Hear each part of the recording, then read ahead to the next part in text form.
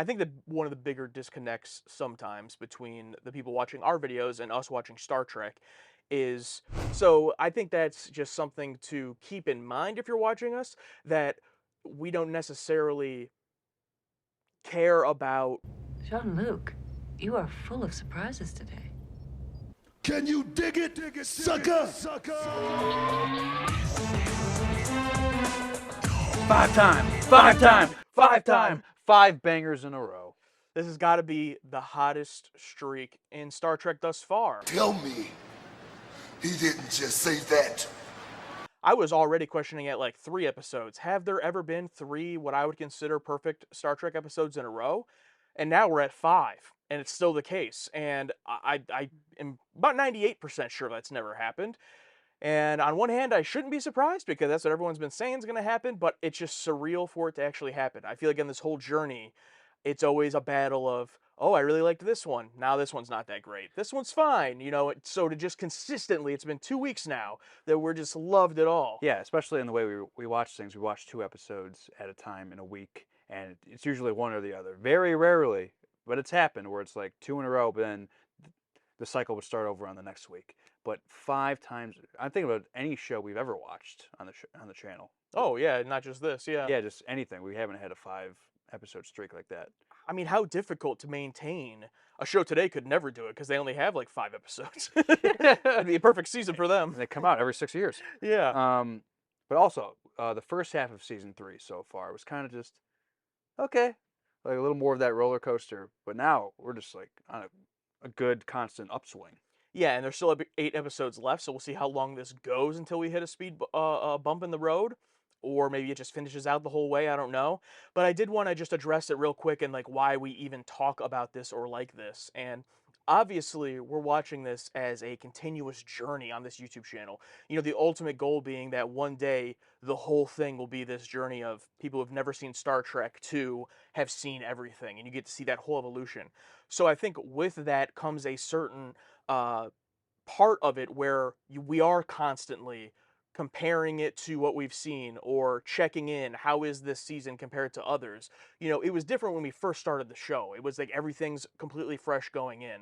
But now, total of around 6 seasons and 5 movies into the franchise, we can't help but be like, where does this stack up? As to our people that watch this in real time throughout the years, like, they didn't give a shit about any of that. Like, they're just watching it, it's on TV. Like, even the biggest fans, maybe they would have their own little collection of thoughts. But I feel like that's what makes this special, is it's like, there are other franchises out there that are kind of this same size, like maybe like a Doctor Who, for example, but there's not a lot of TV franchises that are of this scale that we've never seen any of. So I think that's part of the fun for me, is like digging into comparing it to other episodes and like why this one I didn't like, but this one I did, what characters, So I really enjoy that. Yeah, you can also go back and watch. There's documented evidence. You got receipts for everything you've ever said or reacted to, and that's like the fun part. Like I can always go back and rewatch to how I felt about the bonding, or see. My favorite one to go back to is Wrath of Khan. The elevator scene is one of my favorite. In fact, those YouTube analytics where it shows most replayed. It's one of them is is for the elevator scene with the bones. I love going back and watching those moments. Yeah. And that's, I mean, that's crazy. Yeah, that is just going to be a huge collection of those as it goes on. But I think that's why sometimes when people look at it, who's just been a Star Trek fan that watches it on TV, and they're going on YouTube, look up Star Trek reaction, and they don't get that. I don't want to say they don't get it. It's a bit harsh, but like you have to understand that it's like, for us, it's not just individual reactions like a movie reaction, for example. Like, it's part of a greater whole, so it's all one series to us. So having 5 amazing / maybe all perfect episodes is crazy in a row to have, based on our experience thus far. I think that's enough about that, though. We could talk about Allegiance on its own. Now, you might be thinking we're delaying talking about the episode because we have nothing to say, but no, we have a lot to say because it was amazing. I loved it. Captain Picard is secretly kidnapped and replaced by an alien imposter, That's not the captain I know. while the real captain is trapped with savage prisoners. We are not the enemy. The imposter is leading the ship into disaster. You are endangering this ship for no reason. On Star Trek, The Next Generation. This one is like nothing we've ever seen really in Star Trek in terms of how it all comes together. There are elements that reminded me of the empath or even the menagerie slash the cage with like studying humans, but nothing that we've seen done this way and done so well where there was the two storylines, but I struggle to call one an A and a B because they're both so perfectly balanced. Yeah, there was never one where I'm like, oh, great, it's this one, where that does happen quite a few times in TNG, where they're like, an alien ship's gonna blow up, all that. But no, everything involving these two storylines, I was on the edge of my seat and saying, why? Why is this happening? And I love not knowing why. I love trying to guess it. I love how it didn't spell it out for us. Especially my favorite has to be fake Picard, because he was so perfect at being Picard, but just a little different. But as it went on, it started to crack. Thank you, Counselor. And just seeing those cracks and see how different he got from singing, drinking beer instead of, in the beginning of the episode, he had like a fancy drink. And then seeing him drink ale and sing, it's like, that's definitely, well, we know it's not him. And then the whole scene with Beverly and that whole resolution. Oh, man. Yeah, getting to see a whole bunch of different sides of Picard because it wasn't Picard that we'll probably never see from Picard was great. Him singing in 10 Forward is an amazing scene. And I love that all of our named main crew characters are like, what the heck? But then all of like the lower deck presumably are just all singing with him. Like they don't know him well enough. We'll fight and we'll conquer again and again. They just think, oh, scared, probably intimidated by him. He's the captain. But they're like, oh, we're gonna sing with him. We love the captain. And even before that, the best part, I think, when he walks in and just someone says, Captain, he's like, and then he just walks over to the bar like, Jordy, engine's up to 96%. Good job. And Jordy's like, thanks. And the fact that it probably is, I don't want to say unusual, but not frequently as everyone else as Picard even in 10 Forward. So like for him to walk in when it's a full house and that's, it's like, oh, the captain's here, like it is a big deal. Yeah. Because a lot of times when he's in there, it's when it's empty. Like him and Guinan and Measure of Man, or that episode we didn't really care for, Vengeance Factor at the end with Riker, and he just walks in with it. It's just like him and a character, not the full 10 Forward bar. So that was awesome to see. We got to talk about the makeup. This is the best it's ever been. Like, I think back to season 1, season 2, just like the nose prosthetics or like something weird on the face, even like in this season alone. But like, I don't know who they hired, but the guy went all out to the point where it's like, okay, Esok and what was the other guy? Thol. Like those two looked good enough. Same with Haro. Yeah, the cadet. But then in the last 5 minutes of the episode, they just dropped this completely new species, full giant head, 2 of them. The effort, you know what I mean? Like, yeah, for them to be in 5 minutes of the episode. Yeah, like 2 scenes. Oh my God. I want to look up, did they ever get a name?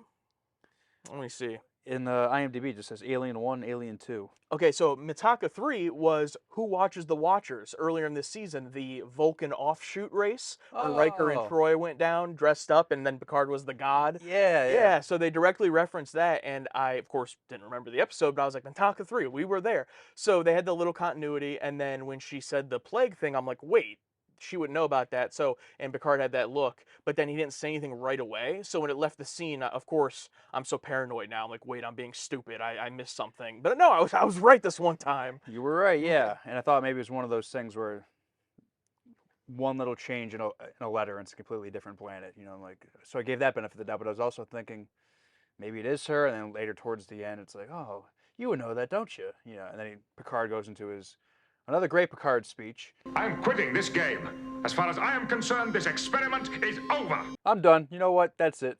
I love that solution. It's over.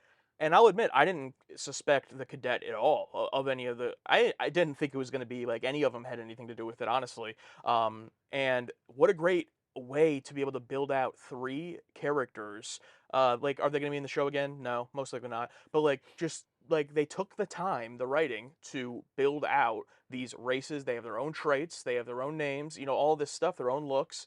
And it just it continues to surprise me the level of effort that they go through for these one-offs. But when they do it, it's to the show's benefit. Because what if it had just been 3 other human-type species that are in Starfleet? Like, it would have been like, oh, okay. Yeah. It still could have worked, but it would have just been like not as cool. Yeah, fully fleshed out, believable.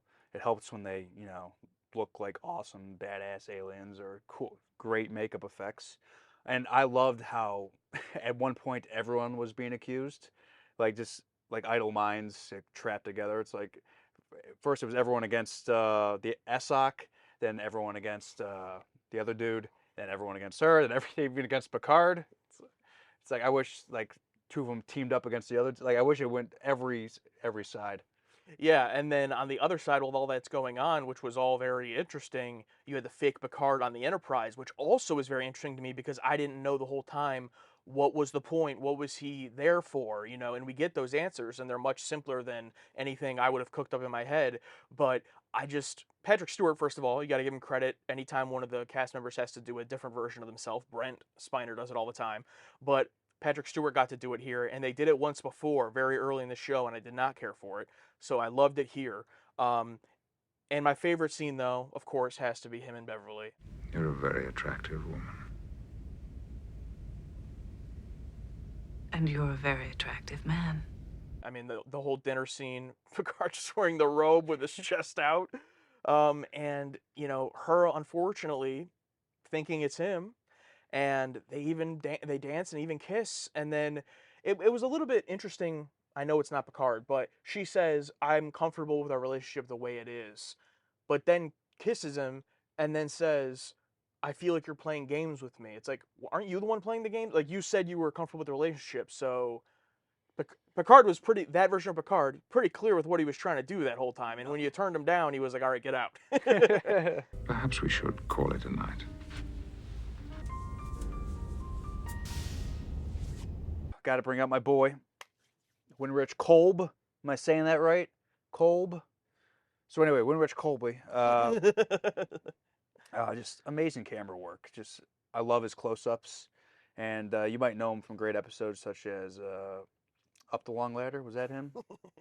Yeah, it's weird. But he also directed possibly, maybe one of my favorite episodes of season 3, The Bonding, which I absolutely loved, and I loved his work here. The close-ups, the rack focus, and just like the scene of like on the bridge when Riker takes over.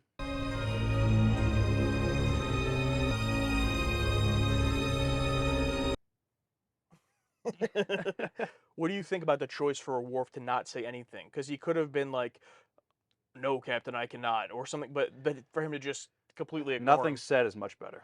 Much better. Let Wesley talk. Even though I don't think he did either. What's going on? What? And Wesley wasn't there during the meeting where it's like, No. Picard's not acting right, so he's probably like, what do I do? Yeah, he was just like clueless the whole time. But I mean, it was whatever. He's fine. They all caught on immediately that something's up, but none of them jumped to the conclusion of, oh, it's not Picard because it wasn't too obvious. And I love, all the way back to The Enemy Within. Like, I love playing the line of when do you do the mutiny? When do you try to relieve the captain? In what situations? A situation like this, most of the episode, it wasn't enough. Like, there wasn't that sign. So they still had to obey him until he was putting them in danger. And I love how all these individual crew members, they're all pretty smart, but they all have their own, like, is it just me that's noticing this? Has he acted like this in front of everyone else? And then, like, as the episode goes on and he's singing in fucking 10 forward, then it's like, okay. And, like, everyone was there. It's like, okay, yeah, there's something going on. But earlier on, like, especially with how subtle he was, just like, oh, we're going to this Lanka cluster. Like, oh, why? Oh, that's a private, that's just for me. And Riker's like, okay. And then, yeah, so I like, but how it went on, then everybody's like, okay, yeah, there's something wrong. And I love how he does the engage, but it's like so awkward and unauthentic. Yeah. He's just standing there and he's like, engage. And they're all just like, what the fuck? And it's just some guy impersonating him. It's like, oh, that's wonderful. Like, even he knows the catchphrase, but he can't do it as well. Yeah, so, okay, I gotta go to a quick rant. Here we go. I think that one of the bigger disconnects sometimes between the people watching our videos and us watching Star Trek is I don't really care. I think you feel the same way, but tell me if you don't. I don't necessarily care much about what the thing is that the episode is doing in terms of like the premise, the idea, the how original is it? Is it a rehash of something? That matters in some instances, but I'm gonna say the heavy majority of the time, it's all about the execution. Like, it doesn't really matter. It can be something you might think is the dumbest topic in the world or something you're super interested in, but how well was it done? How well was the execution? So, one example, a recent episode we watched from Matter of Perspective, a lot of people were, trying to take away its validity because it was essentially a reskin of that movie Rashomon that we haven't seen. Mm-hmm. And to me, we haven't seen it, but even if I had, I don't care that the story of that episode isn't an original story that the writer of Star Trek came up with and wrote it. I thought it was extremely well done. And I think the same thing here. The tension and the drama and the story, it was all done so well. It's like, I think that matters so much more to me than what the actual thing is. Same thing with Deja Q. Yeah, I loved all the Q stuff in there, but the episode itself just like wasn't really executed as well as I wanted. That's why it wasn't excellent to me. It was just fine. So, do you understand what I get what you're saying. Yeah. Yeah. It did its job of creating distress in the crew that something's wrong. It doesn't matter the why. It was executed well in what it was doing. Same thing with Matter of Perspective, executed very well. Even if I did see that movie, I still think I'd like this episode. I've seen plenty of movies where remakes or Yeah. reimaginings. It's like you give five directors the same script, and they come out with 5 different things. It's the same thing, but you can execute it very differently. Yeah, 100%. And there are so many episodes now that I'm thinking of that fit this same thing where like episodes we don't love. I don't want to say don't like because we do like some of them, we just don't love them, but like, earlier this season with The Hunted, for example, that we didn't care for. It's like, "Oh, but this premise and this theme, it's so relevant and oh, such a big deal." Like that's awesome. I'm watching a TV show episode. Do the thing well, It's like I don't care what the idea behind, What's happening in the world or what it's based on is no excuse yeah. to justify that it's good. You know what I mean? It's like, oh, this is based off of Vietnam. Oh, 10 out of 10. Great job. Oh, Vietnam. Yeah, yeah. Yeah, it's like it doesn't matter. You know what I mean? To me, to us. If it does matter to someone, like, okay, do your thing. But like to me, I don't In care. terms of judging an episode on its quality or how good it is, Yeah. it's like a movie about 9/11. And it's like, oh, what's this about? Oh, it's about 9/11. It's like, it's automatically good or like, Yeah. or it deserves praise because it's about a historical significant event. It's like, no. Yeah, and that happens all the time on all sides of culture of media comes out, and if it supports the things that you believe in, then it's automatically good or bad, vice versa. But not even getting into that side of it, I think an example, on the other side where we really love it and people are like, "Oh, well, this is just a ripoff of this," or "Oh, Star Trek does this trope." And it's like, yeah, it's fine to acknowledge that, but it's like I enjoyed the TV episode watching it. Like they executed it well. It's well made. So I think that's just something to keep in mind if you're watching us, that we don't necessarily care about like how the sausage is made. Is the sausage good? Plus, it's fun seeing our characters execute this idea,